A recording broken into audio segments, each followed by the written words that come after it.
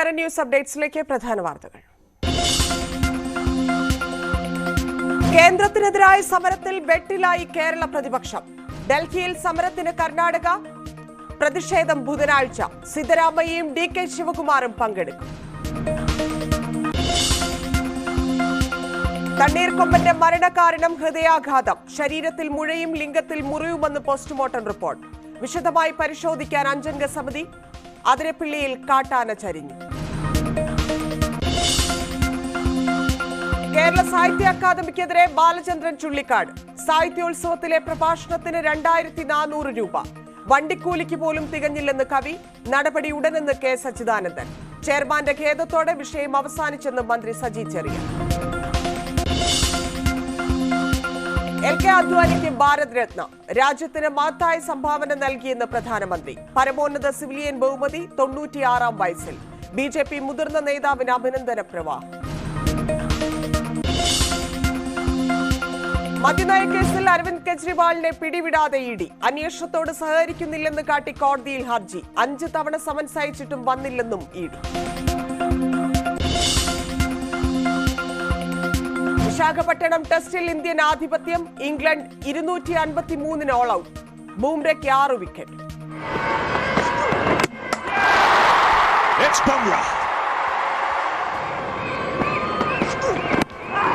And surely that's close. It is. Bumrah gets number 6. Goes again. Double 100. ജയ്സ്വാളിന് കന്നി ഇരട്ട century. In Test match cricket. And the young man has taken to Test cricket like fish to water. ഇന്ത്യക്ക് 171 runs lead. വിശദമായ വാർത്തയിലേക്ക്. കേന്ദ്ര അവഗണനയ്ക്കെതിരെ ഡൽഹിയിൽ സമരത്തിന് കർണാടകയിലെ കോൺഗ്രസ് സർക്കാരും. കേരള സർക്കാർ ജന്തർ മന്ദറിൽ 8-ാം തീയതി സമരം നടത്താനിരിക്കെ തലേദിവസമാണ് കർണാടക സർക്കാർ സമരം ചെയ്യുന്നത്. എന്നാൽ കേരള സർക്കാരിന്റെ സമരത്തിൽ UDF പങ്കെടുക്കുന്നില്ല. കേന്ദ്ര അവഗണനയ്ക്കെതിരെ ഡൽഹിയിൽ കേരള സർക്കാർ സമരത്തിനിറങ്ങുന്നതിന് ഒരു ദിവസം മുൻപാണ് കർണാടക സർക്കാരും സമാന സമരത്തിന് ഡൽഹിയിലെത്തുന്നത്. ദക്ഷിണേന്ത്യൻ സംസ്ഥാനങ്ങളോടുള്ള വിവേചനത്തിനെതിരെ മുഖ്യമന്ത്രി സിദ്ധരാമയ്യയുടെ നേതൃത്വത്തിലാണ് ബുധനാഴ്ചത്തെ പ്രതിഷേധം. ഉപമുഖ്യമന്ത്രി DK ശിവകുമാർ, 138 MLA-മാർ, MLC-മാർ എന്നിവർ പ്രതിഷേധത്തിൽ പങ്കെടുക്കും. സംസ്ഥാനത്തിന് 5 വർഷത്തിനിടെ ലഭിക്കേണ്ട 62,000 കോടി രൂപ നൽകിയിട്ടില്ല എന്നും സംസ്ഥാനം കടുത്ത വരൾച്ച നേരിടുമ്പോൾ കേന്ദ്രം സഹായിക്കുന്നില്ല എന്നുമാണ് ആക്ഷേപം. 7th, we all are protesting to give justice to Karnataka. Drought of more than 200 drought taluks have been announced. No proper funds, no whatever the revenue has been collected is not been distributed in a proper way. We all are demanding for justice for Karnataka. മുഖ്യമന്ത്രി പിണറായി വിജയനും മന്ത്രിസഭയും ജന്തർ മന്ദറിൽ 8-ാം തീയതിയാണ് സമരം നടത്തുന്നത്. ഈ സമരത്തിലേക്ക് India മുന്നണിയിലെ മുഖ്യമന്ത്രിമാരെ CPM ക്ഷണിച്ചിരുന്നു. എന്നാൽ കേരളത്തിലെ കോൺഗ്രസ് നയിക്കുന്ന പ്രതിപക്ഷം ഈ സമരത്തിന് പങ്കെടുക്കുന്നില്ല എന്നതാണ് ശ്രദ്ധേയം. കർണാടക മുഖ്യമന്ത്രിയുടെ നിലപാടിനോട് കേരളത്തിലെ കോൺഗ്രസ് നേതാക്കളുടെ പ്രതികരണം എന്തെന്നാണ് ധനമന്ത്രി KN ബാലഗോപാലിന്റെ ചോദ്യം. കാവ്യനീതി പോലെ തന്നെയാണല്ലോ കർണാടകത്തിലെ അവരുടെ ഇന്നത്തെ ഉള്ളതിനകത്ത് ഏറ്റവും ശക്തമായ ഒരു ഗവൺമെന്റ് ആണുള്ളത്. ആ ഗവൺമെന്റ് തന്നെ ഇങ്ങനെ പറയുന്നു. അപ്പൊ അതുകൊണ്ട് കേന്ദ്രത്തിനെ വെറുതെ പഴിക്കുന്നതല്ല, ഞങ്ങൾ കേന്ദ്രത്തിന് വേണ്ടിയും സംസ്ഥാനങ്ങൾക്ക് വേണ്ടിയും ഇന്ത്യ രാജ്യത്തിന് വേണ്ടിയിട്ടാണ് ഇത് പറഞ്ഞുകൊണ്ടിരിക്കുന്നത്. പ്രതിപക്ഷത്തിന്റെ അഭാവത്തിൽ കേരള നിയമസഭ കേന്ദ്രത്തിനെതിരെ പ്രമേയം പാസാക്കിയപ്പോഴും സമരത്തിനില്ലെന്ന നിലപാടിൽ കോൺഗ്രസ് ഉറച്ചുനിന്നു. എന്നാൽ സമാന ആവശ്യത്തിൽ കോൺഗ്രസ് ഭരിക്കുന്ന കർണാടക സർക്കാർ സമരത്തിനിറങ്ങുമ്പോൾ കേരളത്തിലെ കോൺഗ്രസ് നേതാക്കളുടെ നിലപാട് എന്താകുമെന്ന് കാത്തിരുന്നു കാണണം. National desk, news 18. മാനന്തവാടിയിലെ ജനവാസ കേന്ദ്രത്തിലിറങ്ങിയതിനെ തുടർന്ന് വനംവകുപ്പ് മയക്കുവെടി വെച്ച് പിടികൂടിയ തണ്ണീർക്കൊമ്പൻ ചരിഞ്ഞത് ഹൃദയാഘാതം മൂലമെന്ന് പോസ്റ്റ്മോർട്ടം റിപ്പോർട്ട്. കഴിഞ്ഞ ദിവസം രാത്രി കർണാടകയിലെ ബന്ദിപ്പൂർ രാമപുര ആന ക്യാമ്പിലെത്തിച്ച കൊമ്പൻ പുലർച്ചെയാണ് ചരിഞ്ഞത്. മയക്കുവെടി വെക്കുന്നതിന് മുമ്പ് ആനയ്ക്ക് ഗുരുതര ആരോഗ്യ പ്രശ്നങ്ങൾ ഉണ്ടായിരുന്നതായും പോസ്റ്റ്മോർട്ടം റിപ്പോർട്ടിൽ. വയനാട്ടിലെ മാനന്തവാടി നഗരത്തിൽ ആശങ്ക വിതച്ച തണ്ണീർക്കൊമ്പനെ 18 മണിക്കൂർ നീണ്ട ദൗത്യത്തിനൊടുവിലാണ് മയക്കുവെടി വെച്ച് പിടികൂടിയത്.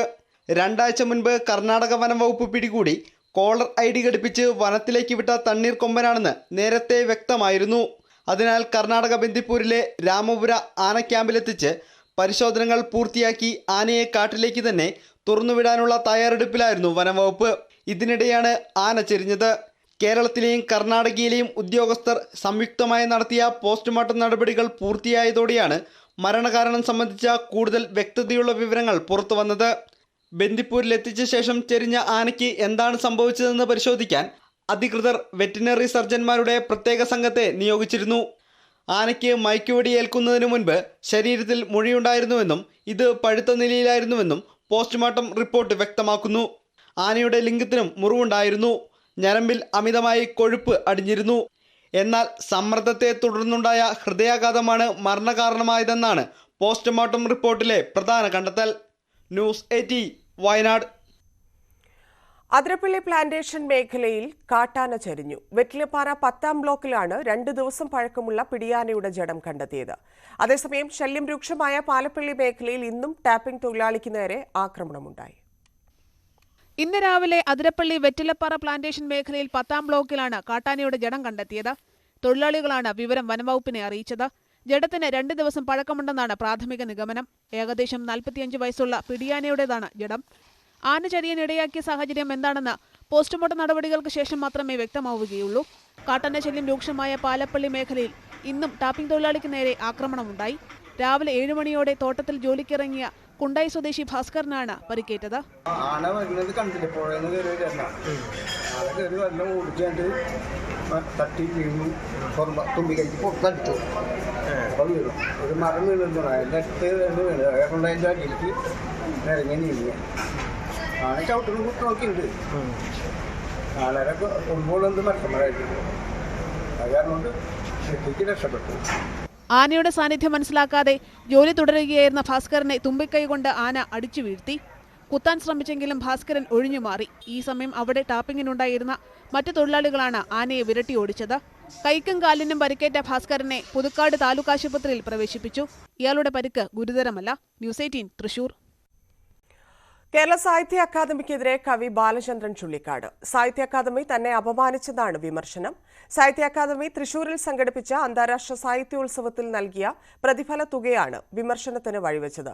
ബാലചന്ദ്രൻ ചുള്ളിക്കാടിന്റെ സുഹൃത്ത് CACC ജയചന്ദ്രൻ ചുള്ളിക്കാടിന്റെ കുറിപ്പ് ഫേസ്ബുക്കിൽ പങ്കുവച്ചു. പ്രശ്നം പരിഹരിക്കാൻ അക്കാദമി ഇടപെടണമെന്ന് ജയചന്ദ്രൻ ന്യൂസ് 18നോട് പറഞ്ഞു.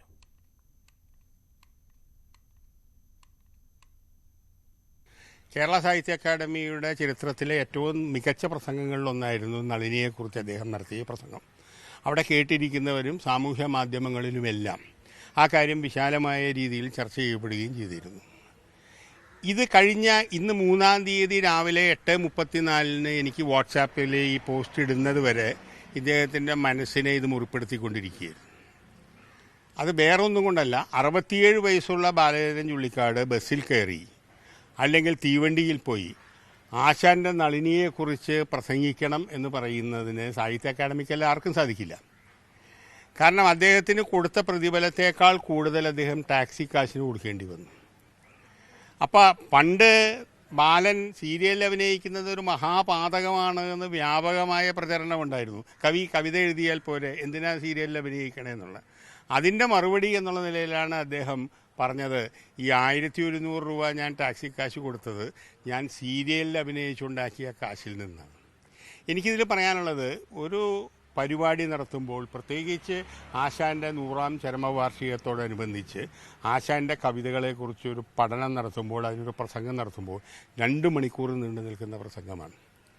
ആ 2 മണിക്കൂർ നീണ്ടു നിൽക്കുന്ന പ്രസംഗം തയ്യാറാക്കണമെങ്കിൽ അതിനൊരു വലിയ ഹോംവർക്ക് വേണം, വലിയ റെഫറൻസ് വേണം.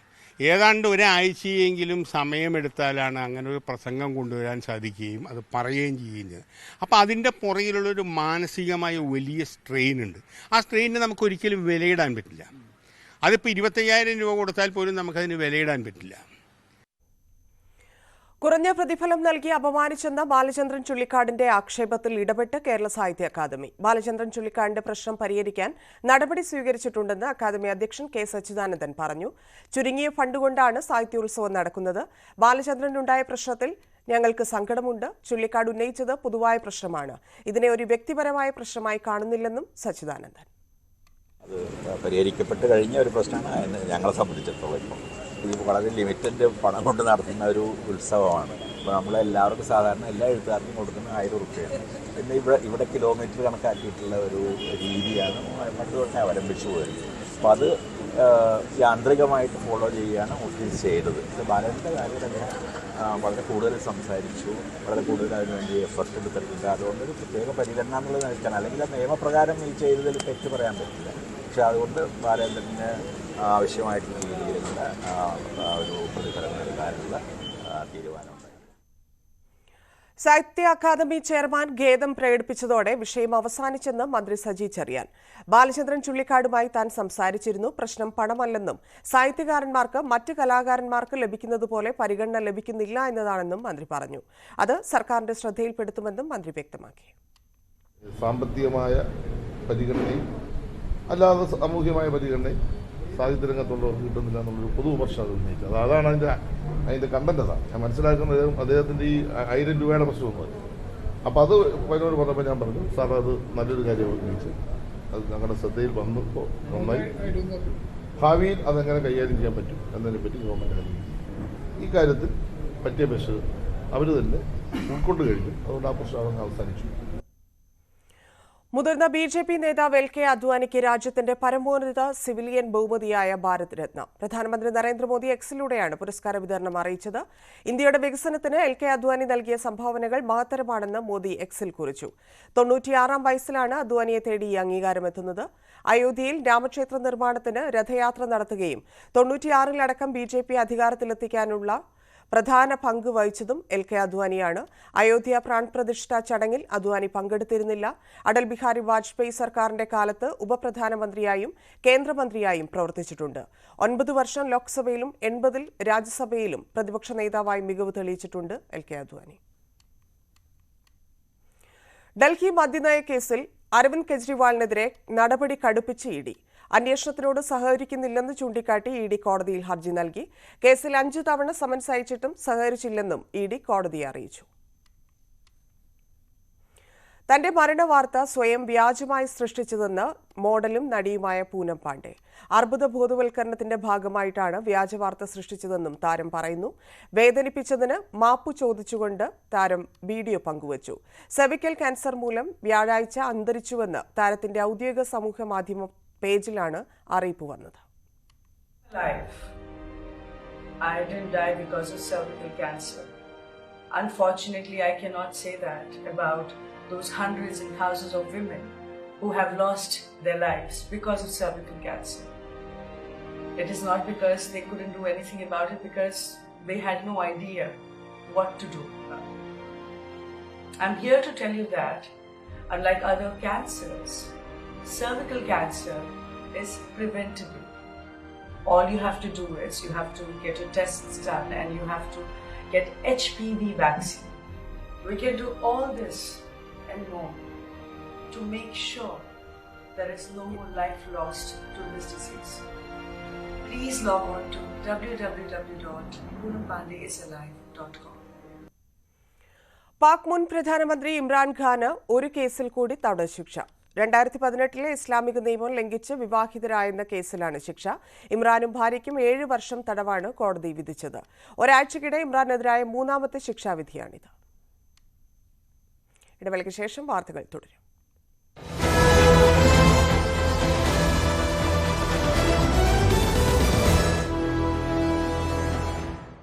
ആര് വലതുപക്ഷം ആര് ഇടതുപക്ഷം എന്ന് വ്യാഖ്യാനിക്കേണ്ട ഒരു ഘട്ടത്തിലേക്ക് ഇപ്പം എത്തിയിട്ടുണ്ട്. ഇപ്പൊ പറയുന്ന ആ ഇടതുപക്ഷ നിലപാടുകളാണോ എല്ലാ കാര്യങ്ങളിലും എടുക്കുന്നത്? TP ചന്ദ്രശേഖരൻ എന്ന് പറയുന്ന ഒരു നേതാവ് കൊല്ലപ്പെട്ടതുകൊണ്ട് രാഷ്ട്രീയ രംഗത്തേക്ക് വന്ന ഒരു സ്ത്രീ. അങ്ങനെ തന്നെ അടയാളപ്പെടുത്തി പോകുന്നതാണ് അത് ശരി എന്ന് തന്നെയാണ് ഞാൻ വിചാരിക്കുന്നത്. PV അൻവർ ഉന്നയിച്ച ആരോപണങ്ങൾ ഒരു വ്യക്തിഹത്യയുടെ ഭാഗം മാത്രമാണ്, അങ്ങനെയാണോ പറയുന്നത്? കേരളയിലെ സമരം തീർക്കാൻ വേണ്ടിയിട്ട് ഇത് വാങ്ങി എന്ന് പറയുന്നത് യുക്തിയുണ്ട് അതിനകത്ത്. MLA ആയതിനു ശേഷം പിണറായി വിജയനോട് അകൽച്ച കുറഞ്ഞിട്ടുണ്ട്. അദ്ദേഹം വിചാരിച്ചിട്ടുണ്ടെങ്കിൽ ആ കൊലപാതകം നടക്കില്ല. അദ്ദേഹമാണ് അതിനകത്ത് പ്രധാന ആള് എന്ന് തന്നെ വിശ്വസിക്കുന്ന ഒരാളാണ് ഞാൻ. അതിനെ വിശ്വസിക്കാൻ തക്ക ഒരുപാട് കാരണങ്ങൾ എൻ്റെ അടുത്തുണ്ട്.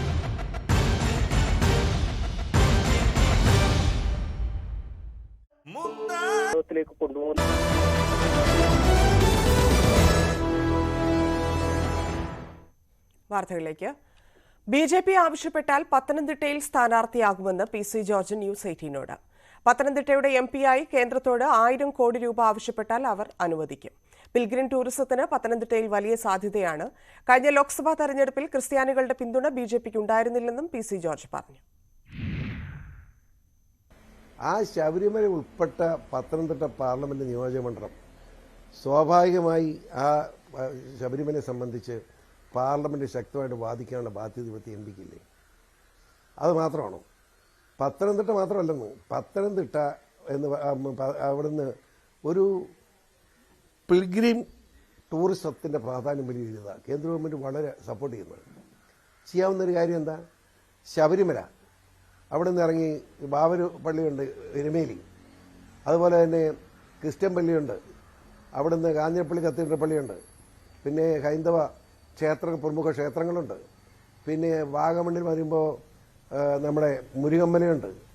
അതുപോലെ തന്നെ ഇതൊക്കെ പറഞ്ഞാൽ ജയിക്കാൻ കഴിയുമോ? അല്ല, അത് പറഞ്ഞ് ജയിക്കാനല്ല, എനിക്ക് അങ്ങനെ ജയിക്കാൻ വേണ്ടി മറ്റേ വർത്താനം പറഞ്ഞ ഇടപാട് എനിക്കില്ല. അതുപോലെ തന്നെ വാഗമൺ കുരിശുമലയുണ്ട്, അതിനടുത്ത് അള്ളാപ്പാറയുണ്ട്. ഇതെല്ലാം തമ്മിൽ ബന്ധിപ്പിച്ചുകൊണ്ട് ഒരു പിൽഗ്രിം ടൂറിസത്തിന് വേണ്ടി ഒരു 1000 കോടി രൂപ കേന്ദ്ര ഗവൺമെന്റ് അനുവദിക്കണമെന്ന് ഞാൻ നിമിഷം അവരനുവദിക്കും. പാലാ നഗരസഭാ ചെയർമാൻ തെരഞ്ഞെടുപ്പിൽ കേരള കോൺഗ്രസ് എമ്മിന്റെ സ്ഥാനാർത്ഥി ഷാജു വി തുരുത്തൻ ജയിച്ചു. 26 അംഗ നഗരസഭയിൽ 17 വോട്ടുകൾ നേടിയാണ് നഗരസഭാ ചെയർമാൻ സ്ഥാനത്തേക്കുള്ള വിജയം. 16 വോട്ടുണ്ടായിരുന്ന LDF-ന് UDF-നൊപ്പം ഉണ്ടായിരുന്ന സ്വതന്ത്ര അംഗത്തിന്റെ വോട്ടും ലഭിച്ചു. 10 വോട്ട് പ്രതീക്ഷിച്ച UDF സ്ഥാനാർത്ഥി പ്രിൻസി VC തയ്യലിന് 9 വോട്ടാണ് ലഭിച്ചത്. ഇടതുമുന്നണി ധാരണപ്രകാരം CPM പ്രതിനിധി രാജിവെച്ചതിനെ തുടർന്നാണ് നഗരസഭാ ചെയർമാൻ സ്ഥാനത്തേക്ക് വീണ്ടും തെരഞ്ഞെടുപ്പ് നടന്നത്. ലോക്സഭാ തെരഞ്ഞെടുപ്പ് പ്രചാരണങ്ങൾക്ക് തുടക്കമിട്ട് കോൺഗ്രസിന്റെ മഹാജനസഭ നാളെ തൃശൂരിൽ. ബൂത്ത് തലം മുതലുള്ള 1 ലക്ഷത്തിലധികം ഭാരവാഹികളെ പങ്കെടുപ്പിക്കാനാണ് കോൺഗ്രസ് തീരുമാനം. AICC അധ്യക്ഷൻ മല്ലികാർജ്ജുൻ ഖർഗെ സമ്മേളനം ഉദ്ഘാടനം ചെയ്യും. സംസ്ഥാനത്ത് കോൺഗ്രസിന്റെ ആദ്യഘട്ട പാർലമെന്റ് തെരഞ്ഞെടുപ്പ് മുന്നൊരുക്കങ്ങൾ എന്ന നിലയ്ക്കാണ് നാളെ തൃശൂർ തേക്കിൻകാട് മൈതാനിയിൽ മഹാജനസഭ സംഘടിപ്പിക്കുന്നത്. സംസ്ഥാനത്തെ 25,177 ബൂത്തുകളിൽ നിന്ന് ബൂത്ത് പ്രസിഡന്റ്, വനിതാ വൈസ് പ്രസിഡന്റ്, BLA-മാർ എന്നിങ്ങനെ 3 പേരടങ്ങുന്ന 75,000-ൽ പരം പ്രവർത്തകർ യോഗത്തിൽ പങ്കെടുക്കും. മണ്ഡലം മുതൽ AICC തലം വരെയുള്ള കേരളത്തിൽ നിന്നുള്ള ഭാരവാഹികളും സമ്മേളനത്തിന്റെ ഭാഗമാകും. കോൺഗ്രസിന്റെ സംഘടനാ ശക്തി തെളിയിക്കുന്ന വലിയ പരിപാടിയായിട്ടാണ് KPCC നേതൃത്വം മഹാജനസഭയെ നോക്കിക്കാണുന്നത്. നാളെ വൈകിട്ട് 4 മണിക്ക് AICC അധ്യക്ഷൻ മല്ലികാർജ്ജുൻ ഖർഗെ സമ്മേളനം ഉദ്ഘാടനം ചെയ്യും. കോൺഗ്രസിന്റെ ചരിത്രത്തിലെ ഏറ്റവും വലിയ ജനപങ്കാളിത്തം, ഏതാണ്ട് ഈ 31 പരിപാടികളിലായി 15 ലക്ഷത്തിലധികം പ്രവർത്തകർ പങ്കെടുക്കുന്ന ഒരു വലിയ പ്രവർത്തന പരിപാടികളുടെ തുടക്കം കൂടിയായി ഖാർഗെജിയുടെ പരിപാടിയെ മാറ്റുവാൻ KPCC പ്രവർത്തനം അത് പൂർണ്ണമായ തോതിൽ ജില്ലാതലത്തിൽ നടക്കുന്നുണ്ട്. ബൂത്ത് ശാക്തീകരണത്തിലൂടെ കോൺഗ്രസിന്റെ സംഘടനാ പ്രവർത്തനം തെരഞ്ഞെടുപ്പിന് മുമ്പ് ശക്തമാക്കാനാണ് പാർട്ടി ലക്ഷ്യമിടുന്നത്. KPCC president K. സുധാകരൻ അധ്യക്ഷത വഹിക്കുന്ന സമ്മേളനത്തിൽ AICC general secretary KC Venugopal, പ്രതിപക്ഷ നേതാവ് VD സതീശൻ അടക്കമുള്ള നേതാക്കളും പങ്കെടുക്കും.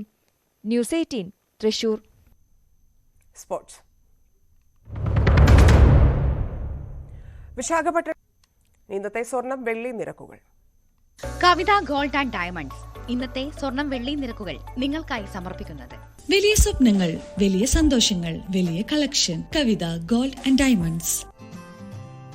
സ്വർണം 22 കാരറ്റ് ഗ്രാമിന് 5,785 രൂപ, പവന് 46,280 രൂപ. സ്വർണം 18 കാരറ്റ് ഗ്രാമിന് 4,800 രൂപ, പവന് 38,400 രൂപ. വെള്ളി ഗ്രാമിന് 77 രൂപ, കിലോ 77,000 രൂപ. കവിത ഗോൾഡ് ആൻഡ് ഡയമണ്ട്സ് ഇന്നത്തെ സ്വർണം വെള്ളി നിരക്കുകൾ നിങ്ങൾക്കായി സമർപ്പിക്കുന്നത്. വലിയ സ്വപ്നങ്ങൾ, വലിയ സന്തോഷങ്ങൾ, വലിയ collection. Kavitha gold and diamonds. News updates പൂർണ്ണമാകുന്നു. നമസ്കാരം.